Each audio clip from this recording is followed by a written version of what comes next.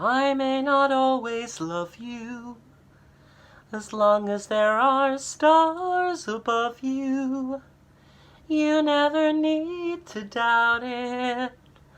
I'll make you so sure about it.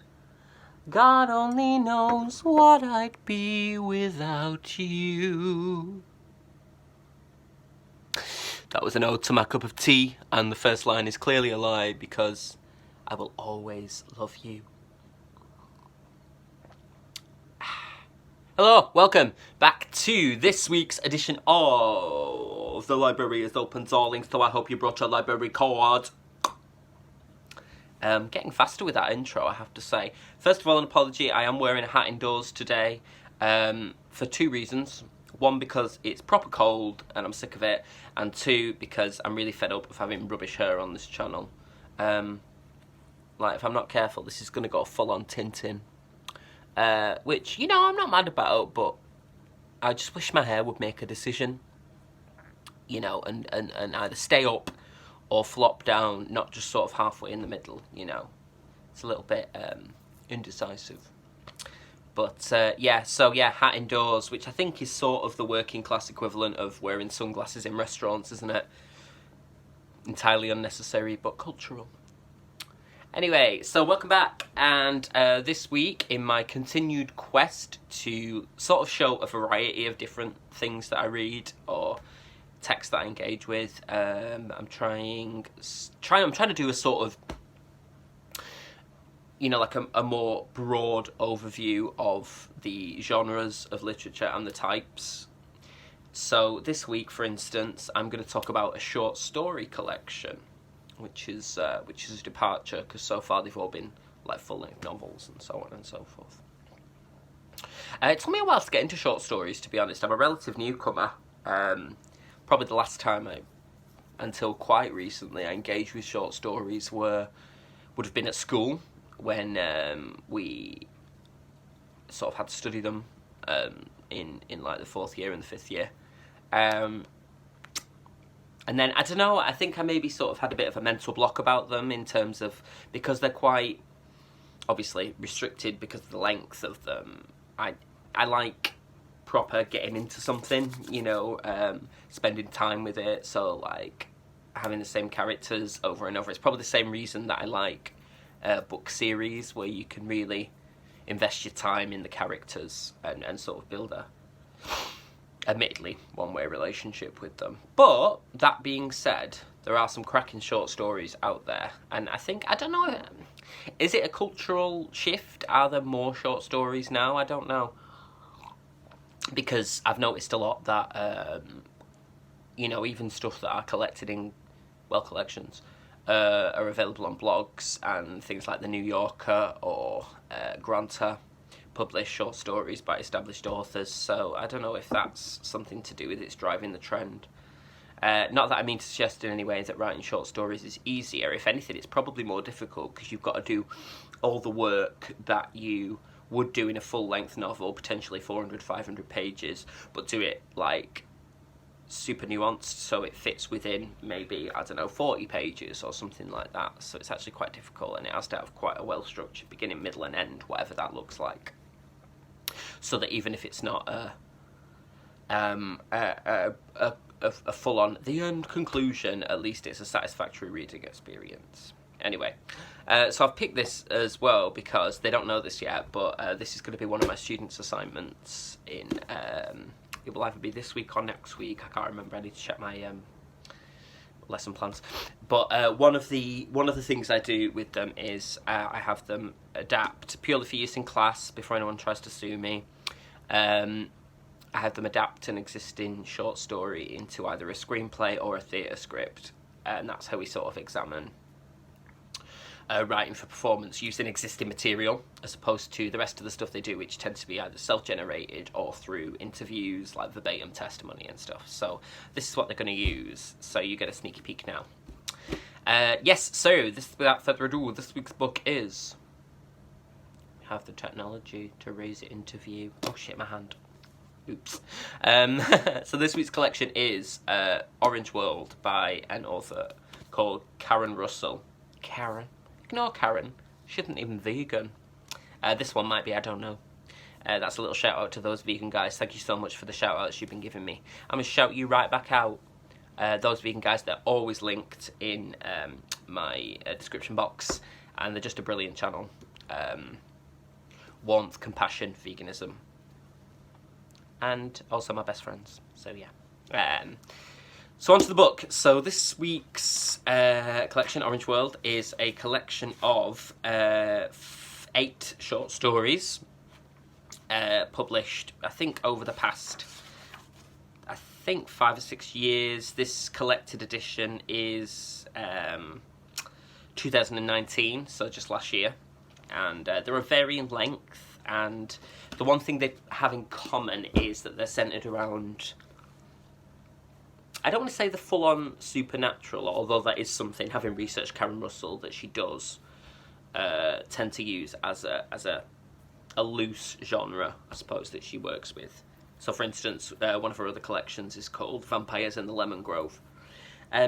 But they sort of present worlds that are mirrors to our own, or, like, if you imagine our world as we experience it now here, it's sort of, the worlds that she presents are sort of here, so they're off at an angle. So it's a world that we, or rather they are worlds that we recognise, but with some slight differences. So I'll give you an example of that and just give you a quick overview of what the stories are about. So the first story is called The Prospectors, which is about 2 women in the sort of post-Depression America, who are essentially scam artists, and they sort of get involved with society crowds and then rob them, basically. I'm oversimplifying here. And anyway, one day they end up at a ski lodge and a party full of people who don't know they're dead, which is interesting.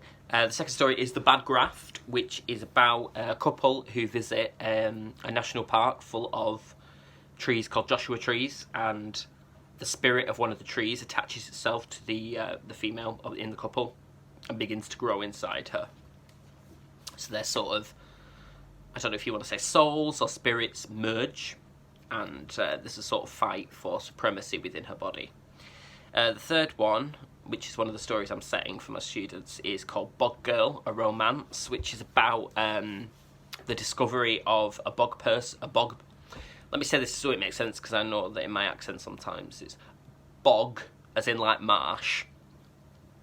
A bog girl who's discovered, and the person who discovers her falls in love with her, and she becomes his girlfriend, basically. And it's about how people in the wider community and his mother and wider family sort of respond to that. The fourth one is Madame Bovary's Greyhound, which is a sort of story of, you know, so the novel Madame Bovary by Flaubert.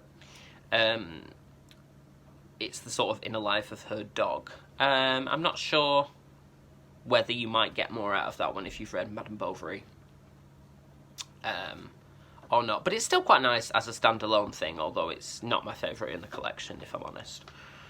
The fifth one's really interesting. It's called The Tornado Auction, and it's about the idea that farming works to cultivate rather than agriculture or animals. Farmers manufacture weather, and they can bid on them at auctions. So, like, you can bid on tornadoes, and then, like, some farmers raise, like, April showers, things like that, which I thought was quite interesting conceptually. It's nice. And it's sort of set against this guy who is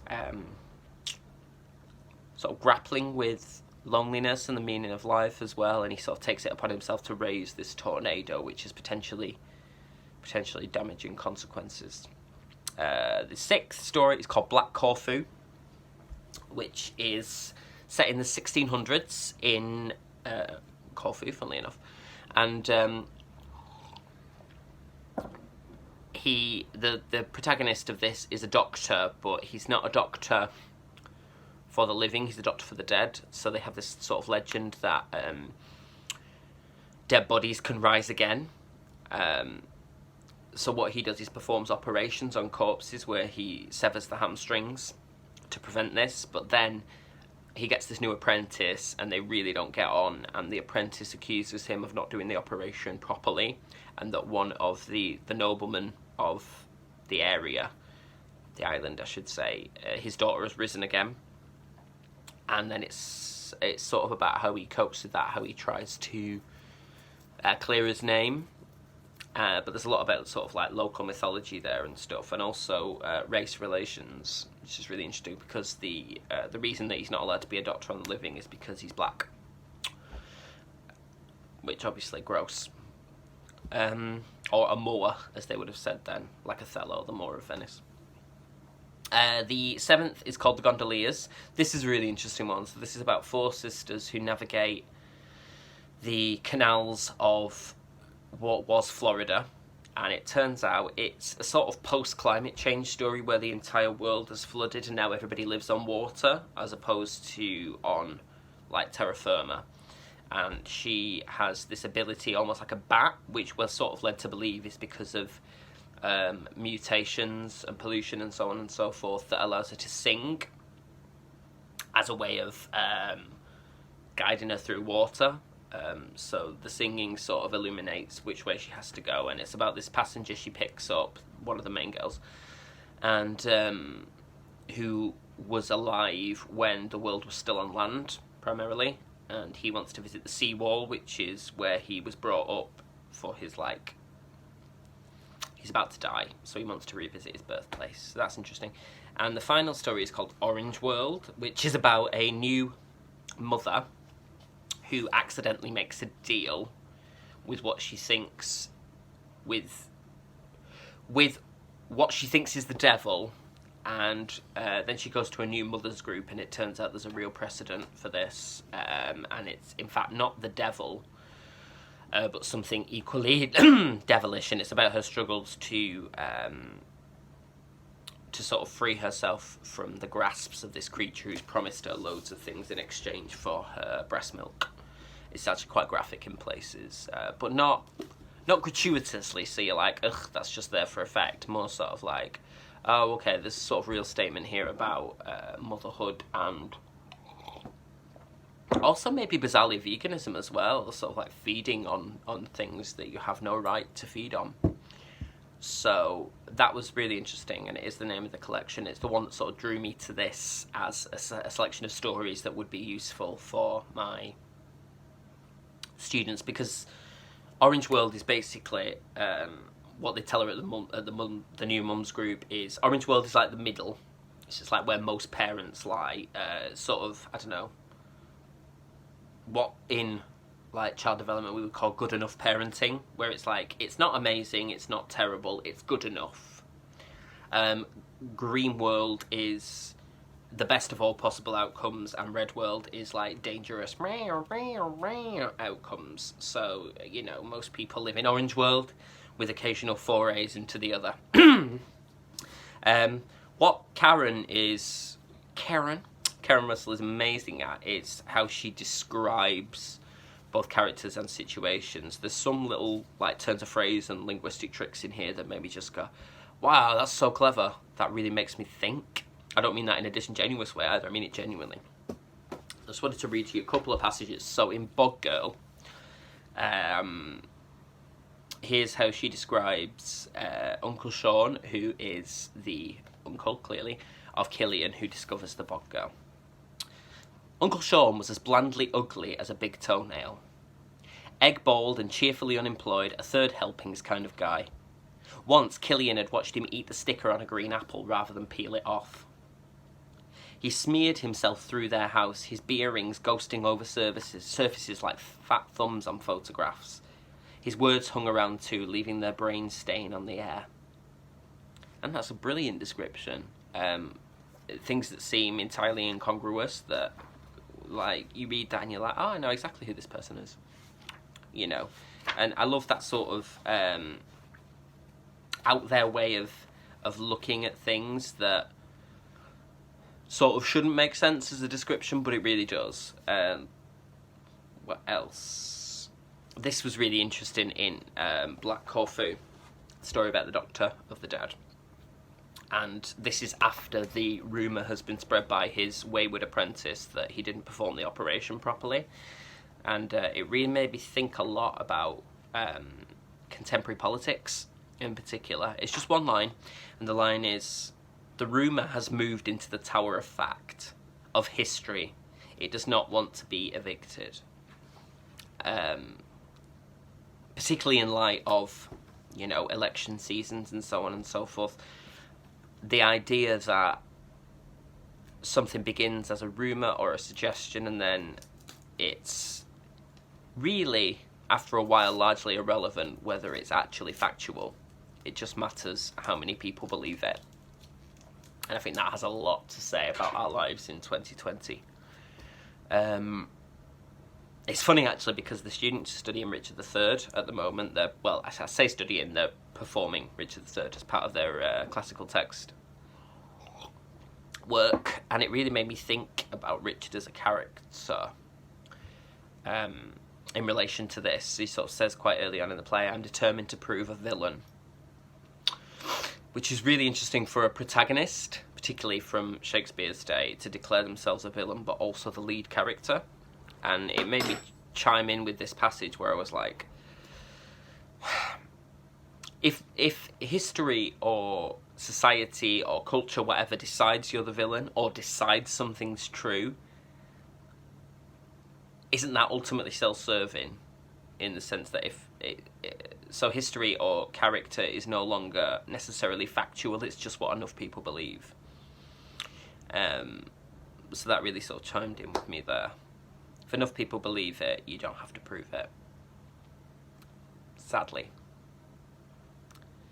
Because a lot of truths are secondary to populist thought, let's say that. Finally, I wanted to read this. Sorry about that, I had to find it, otherwise you just sat there waiting for me indefinitely, aren't you, which is gross. Found it, and it's just one line again. I just thought this was lovely. "Writing that survives the bodies that produced it is always haunted." Which I love. I thought that sort of reminded me of a school of critical theory. I'll try not to lose you here and get too boring. Called hauntology, which is about remnants and ephemera, things that are sort of left in the air which are not able to be necessarily proven, or recycling that, necessarily proven or pointed to as existing artifacts. So it's a sort of archive built of feelings, emotions, gestures, things that happen instantaneously and can't be captured. And that really reminded me of that, about the idea that writing is somehow a thing that survives beyond the body that creates it or writes it. So, yeah, really interesting. That's what I really liked about this. Some of them were hard going, if I'm honest, for a while, because if the initial idea didn't grip me, I really sort of had to persevere with them. So Madame Bovary's Greyhound was probably the one I connected with least. I was like, oh, okay, it's well written, it's great, but I don't have a stake in it, if that makes sense, that makes me want to carry on reading. But that doesn't mean it's a bad story, it just means it wasn't necessarily to my taste. I think the rest were fine. I think I liked the rest. They're sort of varying levels of weirdness, I suppose is the best way to describe them. But I would recommend this story collection. I'll show you again. What I will say is you sort of really have to be in the mood for it. But then again, sort of in preparation for my work with the students and to review this for this channel, I did sort of read them one after the other, whereas I think maybe with short stories sometimes it's about